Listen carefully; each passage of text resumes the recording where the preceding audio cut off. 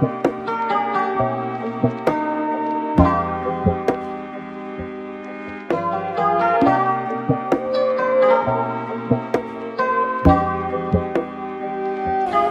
and welcome to our Fylde Road coaching podcast. My name is William Booth and this is... I'm Lewis Eaton. And this podcast is going to be about our coaching experiences and our coaching progression, what we want to gain from our placement at Fylde Road FC.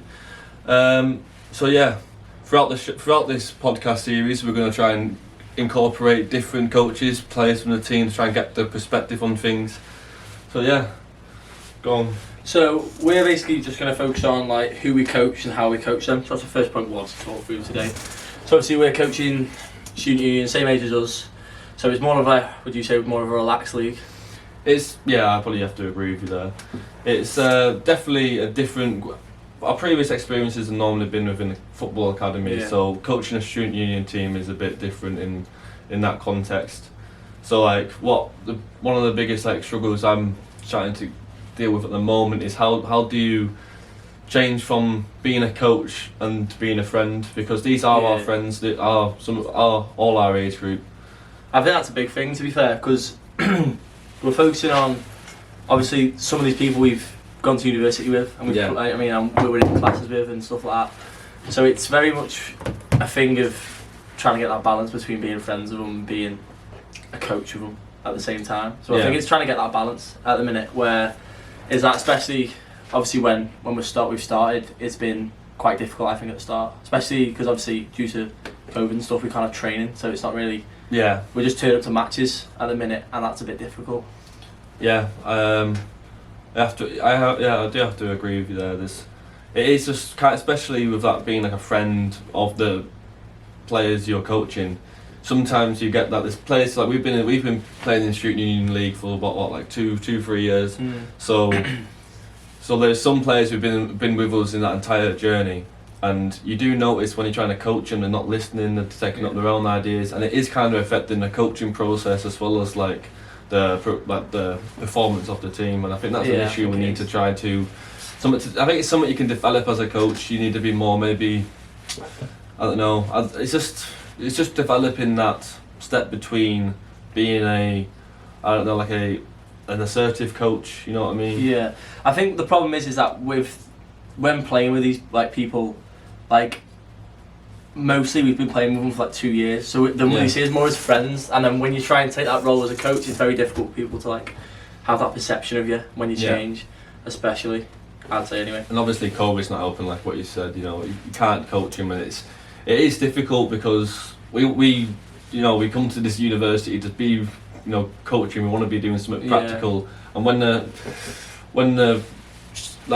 university is telling us, no, you can't coach, you can only play games. I know playing games is still good, because that's that's still one of the main things you want when you coach a football team. But it is just, I think there's a lot of things that go into it, especially now I think if we were coaching a year back, we wouldn't be doing things like track and trace forms to give to Thingy and sorting out. It's just basically a lot of things like sorting out, trying to get new players, but making sure that they've been tested and stuff like that. Like obviously we've had a situation where there's been a player who's been tested for COVID, and obviously he had 4 people in his flat, so exactly. But I think we've got less numbers, so obviously he lives with all people who are all playing, so we've also got players within the team who are vulnerable as well, so we have to take in their health and well-being into consideration. Definitely. I think that is definitely a limitation, to be fair, at the minute is COVID, because it's time getting the players to train and getting them time playing. Because the only time these players are actually seeing and playing with each other for the first time are in matches. And they're in competitive matches as well. They're not just friendlies; they are actual games. So, I think that is difficult. It is difficult, especially when it's 4 weeks on, 4 weeks off. That's what it feels like at the minute, doesn't it? So I think we gotten to the point where we were getting into a rhythm, and then now it's just kind of ending. And but then it's starting up again in a few weeks. So it's a bit difficult trying to get that. Yeah. So we'll quickly just talk about the team we coach, of Fylde Road FC. How did it come about? Well, we obviously wanted to do this from when we were both obviously away. I both took a year out, so obviously we wanted to start a team up because we didn't really want to go back as a student union team. We wanted to have our own team, as in, because we were kind of on our last year now. We know a few people here, so we thought, we'd be interested to try and coach a team. Yeah. And obviously this was before anything, so we thought it'd be really interesting. So we sorted out badges. Basically, started sorting out Facebook page and Twitter page and stuff like that, didn't we? Yeah, so social media. Created the social media, didn't we? And then we created the badge ourselves and the kits ourselves. We got in contact with a kit manufacturer, which is something we've never really done before. I think these are the things that go within the coaching though. It's like, especially things you don't think about. Like it's like a real role. Like you've got to sort out the kits, the finances, especially with the paying the referees and stuff like that. And obviously, you're speaking to like the director of the league, like Carl, speaking to him about stuff, trying to get him to like, you know, cooperate with us, especially to understanding what, obviously following his regulations, which is really like, it's been really hard because it's like you've got to make sure you're wearing obviously mask on the sideline, and one player forgets a mask, and it's And now we've got like a limited squad size as well, and this has been one of the first, because obviously we have quite a large squad, don't we, at Fylde Road FC, and we sometimes it is like we said, these are our friends.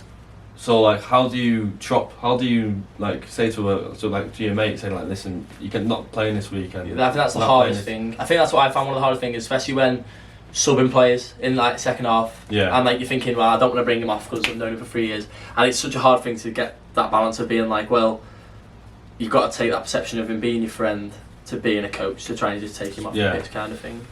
And I think especially with the squad size that you mentioned there, that like it's so difficult now because when you first get your team, obviously we're getting players who are all different abilities and all different standards, like people who've played semi-professional and people who have just, you know what I mean, kicking a ball for the first time kind of thing. Exactly. And I feel like the best thing for us to do is not make it serious but make it more fun for people, especially in this environment. We need to make it a lot more like getting people to play, especially with all the times of COVID and stuff like it's getting people out there and doing stuff, which I think is a real essential thing of this team. Definitely. So it's kind of hard sometimes when you have to bring someone off, you know, and be like, oh, so someone else come on, you can go on.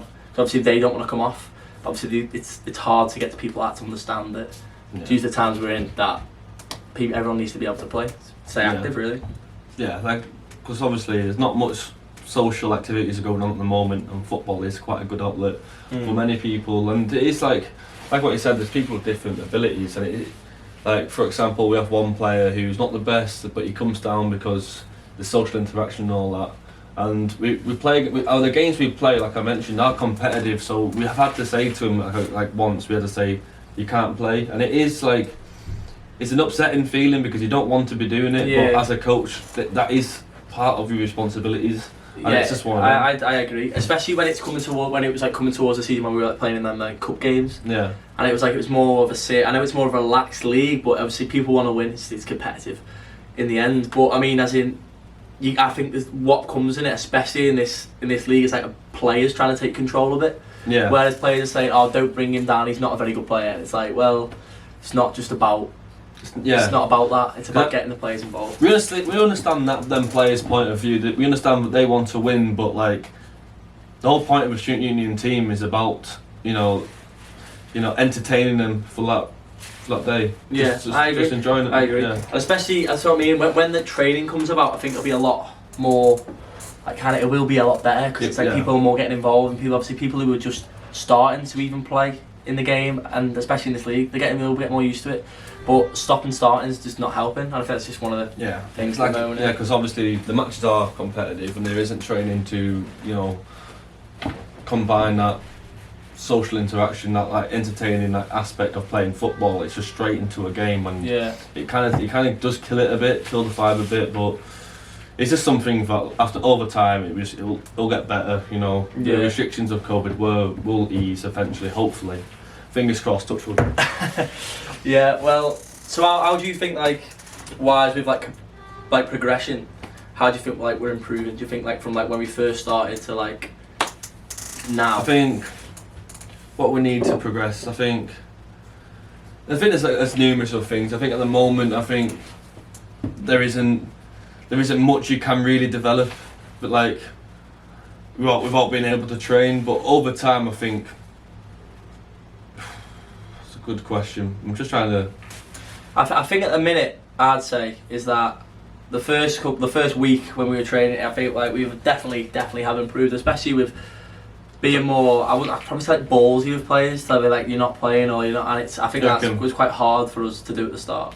But maybe I think maybe we could develop our formations or tactics, something along them lines. Yeah, I feel like because that's a big point. I think we did struggle at the start trying to get the right formation. Right formation. Because we were playing like 4-4-2, 4-3-3, 4-2-3-1, but we were changing it through games. That's like because we can't train. We have to experiment these sort of things in the games. And it's a good thing and a bad thing, because it's not good when 10 minutes you're playing 4-4-2 and you're 1-0 down, and then you're deciding to change it. Do you know what I mean? To 4-3-3 and 20 minutes to go, and then you think, oh well, you're not really given the chance to formation to get going, really. No, you're not. No. So and people to like adapt to it. So it's really hard without the training, I would say. At the minute. I feel like once you really start to develop your coach's progression through your training, I think during games it's more just hope, you know. Like you can't really develop more like the tactics or the technical side in matches, because it's just straight competition. Yeah. During training you can kind of see that progression, of like them skills being developed. You can't really do that in games. Yeah, I think it's just about hoping that we can develop the skills, and I think even though we have the games, I think we have done that with a few players. I think we have developed, like a few players have played different positions, and I think that obviously can be due to numbers and stuff as well. Yeah. So I think that let's give some players a chance to play in different positions. Even like players who like fullbacks playing. Yeah, we had that one player, didn't we, in centre mid, and we just said play right back one game. We're doing really well there. Yeah, exactly. So there are some signs of players. Yeah, exactly. And I think with that and stuff like that, we're like it's just about getting the players out there really, and just trying new things, especially now at the minute. I think it's just about trying different things and seeing how we get on at the minute, but that's just how I feel about it. Yeah, I agree. It's just like at the moment, because of COVID, there's not much we can do, but fingers crossed, positive mindset. I think we could do some small coaching during lockdown, you know, like telling your players, like we went for a walk, didn't we, with some players. That is some team bonding, but is because we're encouraging our players to do these sort of activities because of team bonding and team activities, because it is still like relating to that social side of ours. Like, yeah, I feel like that's what we're really missing, is like the social side to it. Because especially I don't know about you, but like that's something which why I got kind of involved with managing in this like league, because I just think the social side's so important. Yeah. Like especially, I think it's for many things, like psychologically really important for people. Like people who don't are not necessarily really good at football, but they just come down because it's like a break. Yeah. It's like a break. Yeah, I agree with that. Like, you know what I mean, 2 hours, come down, you know, see all the players before the game and after the game, and you have a laugh about stuff. It's about getting away from that, and I think that's the most enjoyable part. There's some famous quotes in there where it say like, "Oh, on a football pitch, all your problems go away," and it's kind of that's why Student Union League is in place. Yeah, I think it is. I think it does. It helps people with like mental health and stuff like that. I think because people like for that 90 minutes or the 90 minutes you're forgetting about all things, problems, and especially, and I think that's a massive thing. And that's what we need to really like delve in deeper, like with the podcast and stuff. We need to delve in deeper with these different areas, the mental benefits of playing. I think so. I agree. Just to delve in all these different areas. I think this will be these could get more. We could shine more light on these topics through the information of other players, like the other players. We'll get other players on the podcast and see what they think about that. Yeah, they might obviously it might be done differently, obviously through like online, through Zoom and Teams. At the moment we're in your room because obviously we can't use the library. We can't use a room at the library. Yeah. The kitchen has a weird fan, so we can't use the fan disrupts the noise. Yeah, so we have to make do. But at the minute, I think possibly might go on top online with, especially we're trying to get players on that and stuff like that. I think that's a good idea. That'd be good. Yeah, so thank you for listening to our first episode, our introduction episode to the podcast. Please be sure to subscribe and follow this podcast on our journey, and we would really appreciate that. Yeah, that's fine. Right, see you later. Thanks very much.